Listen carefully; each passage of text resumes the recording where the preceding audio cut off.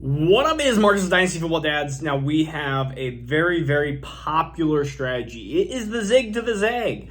It is to the yin to the yang. It is the zero RB strategy. In redraft, I remember there was a long time ago where running backs were dominating in redraft, and I actually a lot of times went zero RB. I remember getting the likes of Demaryius Thomas and Dez Bryant, getting the 1-2 punch. I would oftentimes get 3 of the top 12 receivers. Now, a lot of times now these days, people have caught on to different strategies. I mean, quarterbacks were drafted so much earlier in 1QB. They have now drifted back. We're going to be talking about zero RB strategy here, and we're going to be talking about it in the likes of Dynasty half point PPR. This is going to be 1QB, like I said, mentioned before. We're going to do a tomorrow video, almost the exact same, but it's going to be super flex. It's going to make it more difficult drafting, and then we might even do like another video doing the no QB strategy, which I think would be a very horrible strategy. But for some of you that want the Jonathan Taylor, Jamar Chases and stuff, I think I just made it more crooked. I think that would be potentially a interesting strategy to play out. So, anyways, I'm 10th of 12, and these are the people that kind of went off the board: Chase and Taylor and Swift and Harris and Jefferson and Kupp and Javonte Williams and Christian McCaffrey and Derrick Henry. And that led me to my favorite wide receiver in this area, which is CeeDee Lamb, which I think is going to be a top 5 wide receiver this year. And I think even if he's not top 5, you're talking about top 10 wide receiver at the young age of 23. CeeDee Lamb is incredibly talented. And so I started off, this is what you can see right here. I started off with CeeDee Lamb, Deebo Samuel, T. Higgins. I wanted 3 what I consider top 11, in this case, wide receivers. T. Higgins is my wide receiver 11 in Dynasty, so 3 of the top 11. And then this allows you to be more flexible at the tight end and quarterback position. I was thinking about going Burrow and Kittle, but I went Kittle, and then Burrow was taken immediately after, so I had to wait a little bit. So Kittle and Godwin is who I ended up having, and I think Godwin is still an underrated wide receiver. And you're talking about having 4 of the top 16, 17 Dynasty wide receivers, in my opinion. You'd say at least 4 of the top 20, 3 of the top 11, 10 in a lot of cases. And then I have Dak Prescott, which is going to be a solid middle of the round QB1. George Kittle is the top 4 tight end that I like. It was getting a little scary there. Again, if things played out a little differently, I could have easily went Pitts, now that I think about it, at 10. And then I could have went Deebo, Higgins, and then I would have probably went DJ Moore, which honestly, just looking at that strategy, I probably even like that more. That if I could go Pitts, Samuel, Higgins, Moore, something along those lines. But then you fluctuate, you do a lot of different mock drafts, you try to figure out what is the best case scenario for you. I still think George Kittle being 28. So now we have to talk about running backs, because this is what you're here for. You're like, well, you said 0 RB, so what are you going to do? Well, we are in round 7 now, 7-10, and I want to let you guys know what the running backs are on the board left. We have Miles Sanders, Kareem Hunt, Dameon Pierce, Chase Edmonds, Devin Singletary, Cordell Patterson, Isaiah Spiller, a.k.a. the one that they say is getting RB1 reps besides Austin Eckler. We have Michael Carter, Ramondre Stevenson, Rashad White, Rashad Penny, lots of Rashads back-to-back here, James Robinson, Tyler Algier, Alexander Madison, Melvin Gordon, Ronald Jones, Amir White. So you're going to get to see, let's just say, if I'm in this position, 4 great wide receivers. I probably don't need wide receivers for a while here. I can draft 3-4 running backs at this point, unless I have an absolute steal for a wide receiver that I see here. I mean, there's Christian Watson, there's DeAndre Hopkins, who I do love, but at this point, running back is desperately needed here. And I like Kareem Hunt. I've said that out loud many of times. I like him over Chase Edmonds. I'm not a big Chase Edmonds fan. I see a lot of analysts that I respect love Chase Edmonds. That's all right. You guys can have him. I'm looking at a guy Chase Edmonds, yes, he's fast. He's in a high-powered offense, potentially. But again, a guy that really you're looking at never has hit 600 yards rushing, has only had 9 touchdowns, in 4 years. And again, receiving-wise, this receiving back that we talk about, his most yards receiving is 402. So you're looking at 402 and 5 receiving touchdowns in 4 years. So again, a running back with a lot of potential, but 26 years old, I'm staying away. I want somebody that's going to be that guy right now. So I'm actually going to start back the clock so you guys can see who I'm going to draft. And in this case, it almost is always going to be Kareem Hunt.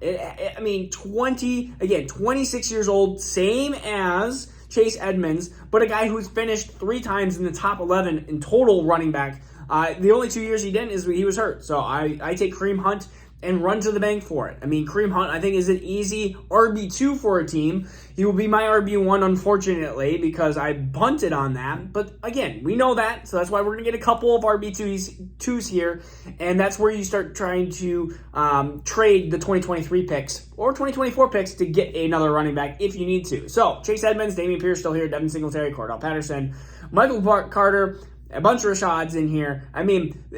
Miles Sanders is still here. I wonder how many people are going to fall off of Miles Sanders. Miles Sanders, 25 years old. You look at a guy who was disappointing, 44th overall last year. It's hard not to just say, hey, what happens if Boston Scott doesn't get 7 touchdowns, Jalen Hurts doesn't get 7 touchdowns? Dameon Pierce, again, you're looking at a guy that, again, the 1 year, he could end up blowing up and being something. This is so tough. It's not Chase Edmonds. It's not Devin Singletary. It's Cordell Patterson, another guy who has done it before. And I'm going to pick Cordell Patterson. It's ugly. His last 3 weeks were super ugly. Miles Sanders was picked immediately after me. But Cordell Patterson has shown that he did that last year. I understand his age. But again, if I can get running back 2 production, which you can easily get out of Patterson, Patterson, you're going to know. He's either going to be repeating what he did last year, and you're going to be like, wow, I just hit lightning in a bottle for a year to bandage my running back horrible spot, or he's going to be nothing, and you're going to end up needing to find another running back too. So, at this position here, now that you've gone still 0 RB, we have Jahan Dotson and Adam Thielen, and those are great wide receivers, and a lot of times I would even think about taking those wide receivers, but in this case, we still need another running back, in my opinion. We have Michael Carter, who's still super young. I know he might be that receiving J.D. McKissick role to the Antonio Gibson role of Breece Hall, but Breece Hall is just better. Ramondre Stevenson, an unknown Patriot running back that I hate to draft Patriot running backs. Or there's still James Robinson. James Robinson, at a points per game basis, has been a stud. 7th overall, and then 14 games, he was 25th overall. He has an Achilles injury. Why is he being drafted so low compared to Cam Akers? And Rashad Penny, who I think is going to have a really good start to his 2022 season. His long-term value is not going to be great. And then Melvin Gordon, who we leave for dead, but he was 17th in PPR and 22nd in PPR, 17th for standard. In this case, I'm going to take the riskier pick. I'm going to take James Robinson, because then I'm going to back him up with Melvin Gordon. That's going to be my plan. Melvin Gordon, as long as no one takes Melvin Gordon. So then I'll pause the draft here so you guys can see where we're going to pause. Pause. So really, if you look at it, we have some aging running backs. They're old. Kareem Hunt, Cordell Patterson, James Robinson, Melvin Gordon. Again, this is what you're going to expect. You can then do some bigger flyers. Who's left that I would actually like? Zamir White, Tyron Davis-Price. San Francisco always seems to have different running backs. They always do. Khalil Herbert, again, strictly a handcuff, but you never know with injuries. Same with Keontae Ingram. Kenneth Gainwell. I actually love Kenneth Gainwell that late. 160th ranked, 159th overall. That's a great spot for Kenneth Gainwell. There is even rumors that he might split actual time with Miles Sanders. So you look at Miles Sanders, who's in the 8th. You might get Kenneth Gainwell in the 12th. So you're getting a 4-round difference there and maybe same production. Who else? Not Trey Sermon. I see that. Pierre Strong, no. Raheem Mostert. I talked a little bit about him. Anybody want Chris Carson? He's retired. Just kidding. Mark Ingram, again, Mark Ingram is almost one of the... Mark Ingram and, in my case, Kenyon Drake are 2 later round guys. Josh Jacobs didn't pick up his 5th-year option. He might be on his way out.